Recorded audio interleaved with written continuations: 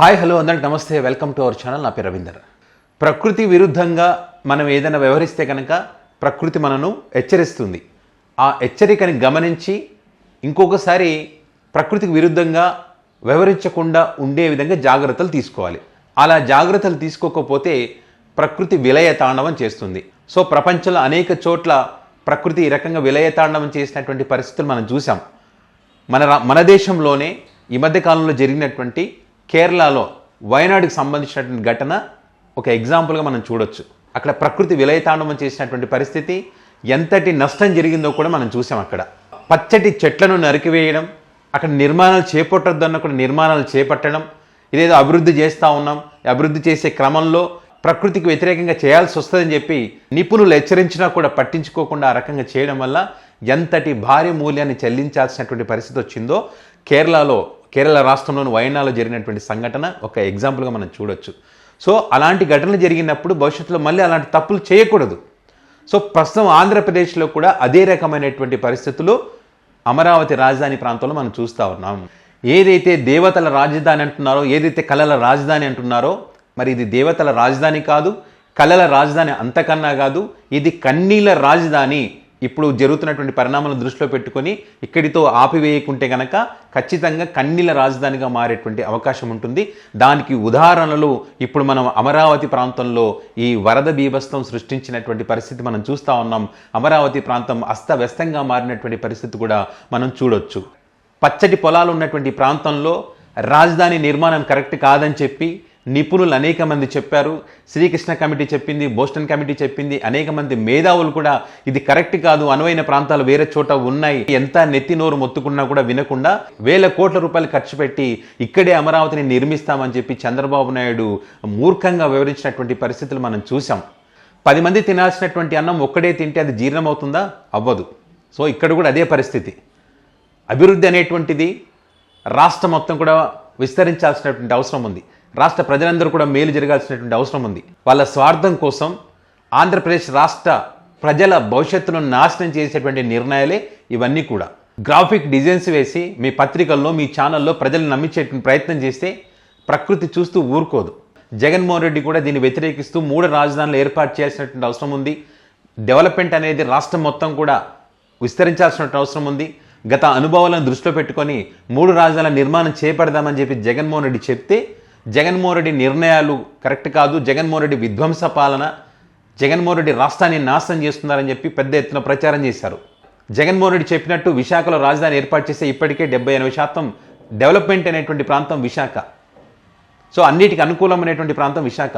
కొంచెం ఇంకా మూమెంట్ కనుక వస్తే 100% అది రాజధానిగా అభివృద్ధి చెందడానికి అవకాశం ఉంటుంది. సో ఒకటే చోట డబ్బులు పెట్టకుండా అక్కడ ఆ ప్రాంతంలో ఎంతో కొంత మనం కేటాయించి, భవనాలకు దాన్ని కేటాయించి అక్కడ రాజధాని ఏర్పాటు చేసుకుంటే కనుక ఎంత అద్భుతంగా ఉండేది. అదేవిధంగా కర్నూలు హైకోర్టు ఏర్పాటు చేస్తామని చెప్తే దాన్ని కూడా వ్యతిరేకించారు. కర్నూలులో ఇప్పటికే రాయలసీమ ప్రాంతానికి అన్యాయం జరిగింది. గత అనుభవాలు, గతంలో చేసుకున్నటువంటి ఒప్పందాల ప్రకారం వారికి న్యాయం చేసినటువంటి అవసరం ఉంది. కాబట్టి అక్కడ హైకోర్టు నిర్మించడం వల్ల వారికి న్యాయం చేసినట్టు అవుతుంది. పైగా అక్కడ అనేక భవనాలు ఉన్నాయి, ఆ భవనాలను కూడా వాడుకోవచ్చు. సో ఈ రకంగా అన్ని ప్రాంతాలను సమాన దృష్టితో చూసి అన్ని ప్రాంత ప్రజలకు సమానమైనటువంటి న్యాయం అందించేటువంటి ఒక నిర్ణయం తీసుకుంటే దాన్ని తప్పుపట్టినటువంటి పరిస్థితి. మీ స్వార్థం కోసం మీకు నచ్చినటువంటి ప్రాంతంలో మీరు రియల్ ఎస్టేట్ బిజినెస్ పెంచుకోవడం కోసం మీరు నిర్మాణం చేస్తామని చెప్తున్నటువంటి ఈ రాజధాని ప్రాంతం అంతా కూడా ప్రజల సొమ్ముతోనే, ఆంధ్రప్రదేశ్లో ఉన్నటువంటి అన్ని ప్రాంతాలకు సంబంధించిన ప్రజల సొమ్ముతోనే ఈ నిర్మాణం మీరు చేపట్టేటువంటి అవకాశం ఉంటుంది. కానీ అప్పుడు ఉన్నటువంటి పరిస్థితి ఏంటి? అక్కడ నిర్ణయాలన్నీ తప్పని ప్రకృతి హెచ్చరిస్తున్నటువంటి పరిస్థితి మనం చూస్తూ ఉన్నాం. కృష్ణమ్మ ఉగ్రరూపం దాల్చింది.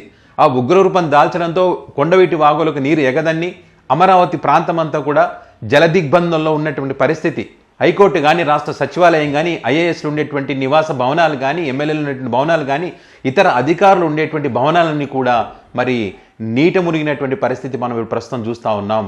హైకోర్టులు అయితే పెచ్చులు ఊడిపోతున్నటువంటి పరిస్థితి మనం చూస్తూ ఉన్నాం. ఆ రహదారులన్నీ కూడా మరి వాగులు వంకలలాగా తలపిస్తున్నాయి. ఇలాంటి ప్రాంతాల్లో కళల రాజధాని నిర్మిస్తాం, ఇది దేవతల రాజధాని అంటే మరి భవిష్యత్తులో కన్నీళ్ళు మిగిలక ఏం మిగులుతాయి? బహుశా గతంలో చంద్రబాబు నాయుడు చెప్పారు కదా, ముఖ్యమంత్రిగా ఉన్నప్పుడు రాష్ట్రంలో ఎండలు ఎక్కువ అవుతున్నాయి కాబట్టి ఎండలను తగ్గించడని చెప్పి అధికారులకు చెప్పారు. దానికి సంబంధించినటువంటి వార్తలు పత్రికలు కూడా పెద్దగా రాసి ఎండలను తగ్గించమని చెప్పిన చంద్రబాబు నాయుడు అని చెప్పి. మరి ఆ రకంగా ఏమన్నా ఇక్కడ ఈ అమరావతి రాజధాని నిర్మాణం చేసిన తర్వాత మరి ఏమన్నా ఇక్కడ వరదలు రాకుండా ఉండేందుకు, మరి ఆ వరదలు వచ్చినా కూడా ఆ బిల్డింగ్లను కూడా కూలిపోకుండా నీటిలో తేలియాడుతూ ఉండే విధంగా మరి అట్లేమన్నా ఏర్పాటు చేస్తారేమో మనకైతే అర్థం కావట్లేదు. పైగా ఇప్పుడు ఏమంటున్నారు ఆయన చంద్రబాబు నాయుడు, ఈ అమరావతి రాజధాని మునిగిపోవాలని చెప్పి వైఎస్ఆర్ కాంగ్రెస్ పార్టీకి చెందినటువంటి నేతలు కోరుకుంటున్నారని చెప్తున్నారు. ఈ సమయంలో మీరు చేయాల్సింది రాజకీయాలు కాదు. ఎక్కడైతే వరద ప్రాంతంలో మునిగినటువంటి ప్రజలు ఎవరుతున్నారో వాళ్ళని రక్షించి సురక్షిత ప్రాంతాలకు తరలించి వాళ్ళకు సహాయక చర్యలు అందించి, మీరు పడవలో వెళ్తుంటే, మీరు ఆ బోట్లో వెళ్తుంటే అక్కడ ఉన్నటువంటి ఒక మహిళ కడుపు చూపిస్తూ ఆకలి అవుతుందని చెప్పి అడిగారు కదా, అలాంటి వాళ్ళని గుర్తించి తక్షణమే వారికి ఆహారం అందించేటువంటి ప్రయత్నం చేయండి. ఇక్కడ రాజకీయాలు మాట్లాడాల్సింది కాదు. ఇక్కడ ఆ వరద నీళ్ళు ఏమైనా వైఎస్ఆర్ కాంగ్రెస్ పార్టీ వాళ్ళు వచ్చి ఏమైనా నీళ్ళు తీసుకొచ్చి అక్కడ పోసారు ఏమైనా రాజధాని ప్రాంతంలో మునగాలని కోరుకోవడానికి? అది ప్రకృతికి సంబంధించింది సార్. అది వర్షం. వైసీపీ వాళ్ళు కురవమంటే కురవడానికి, ఆగిపోంటే ఆగిపోవడానికి ఏమి ఉండదు. ఇక్కడ ప్రకృతి హెచ్చరిక ఇది. అంతేగాని వైసీపీ వాళ్ళు కోరుకుంటున్నారు, ఇంకోటి ఎవరు కోరుకోరు. రాష్ట్రం బాగుండాలని ప్రతి ఒక్కరు కోరుకుంటారు. మీరు ముఖ్యమంత్రిగా ఉన్నా, ఇంకొక వ్యక్తి ముఖ్యమంత్రిగా ఉన్నా, జగన్మోహన్ రెడ్డి ముఖ్యమంత్రిగా ఉన్నా, ఎవరున్నా సరే రాష్ట్రం బాగుండాలని కోరుకుంటారు. మునగాలని చెప్పి ఎవరు కోరుకోరు. కనీసం ఇప్పుడైనా ఆలోచన చేయండి. మీరుంటున్నటువంటి ఇల్లు కూడా వర్షపు నీటిలోనే, వరద నీటిలోనే ఉన్నటువంటి పరిస్థితి ఉంది. ఈ అమరావతి, ఉమ్మడి గుంటూరు ఆ ప్రాంతంలో కూడా, విజయవాడ ఆ ప్రాంతం అంతా కూడా అతలాకుతలమైనటువంటి పరిస్థితి. సో ఈ రకమైనటువంటి ప్రాంతాల్లో అమరావతి రాజధానిని నిర్మిస్తే అక్కడ ప్రజలు పడేటువంటి ఇబ్బందులు కానీ, భవిష్యత్తులో మీరు కడితే బిల్డింగులు కూలిపోయేటువంటి అవకాశం కానీ, వీటన్నింటిని ఆలోచన చేసి వాటిని దృష్టిలో పెట్టుకొని రాజధాని నిర్మాణానికి సంబంధించిన ఒక నిర్ణయం తీసుకోండి. సో వాతావరణ శాఖ కూడా చెప్తుంది, ఎప్పుడూ లేదు ఇంతటి భారీ వర్షం 100 సంవత్సరాల తర్వాత అలాంటి పరిస్థితి ఇప్పుడే చూస్తున్నామని చెప్పి వాతావరణ శాఖ చెప్తా ఉంది. అదేవిధంగా కొంతమంది పెద్దలు కూడా చెప్తా ఉన్నారు, ఇదేదో ప్రకృతి హెచ్చరిక లాగానే ఉందని చెప్పి వాళ్ళు భావిస్తున్నటువంటి పరిస్థితులు ఉన్నాయి ఇప్పుడు అక్కడ. కాబట్టి వీటన్నిటిని దృష్టిలో పెట్టుకొని ఆలోచించాలి. మీ స్వార్థం కోసం, మీ రియల్ ఎస్టేట్ వ్యాపారం కోసం అందరి కడుపులు కొట్టి, అందరిని బాధ పెట్టి, అందరి ప్రజల జీవితాలను నాశనం చేసి మీరు బాగుపడాలనుకుంటే ప్రకృతి దానికి సహకరించేటువంటి పరిస్థితి ఉండదు. దానికి ఉదాహరణనే ఇప్పుడు జరుగుతున్నటువంటి పరిస్థితులు. సో మిత్రులారా, ఈ వీడియోకి సంబంధించి మీ అభిప్రాయాన్ని కామెంట్ రూపంలో తెలియజేయండి.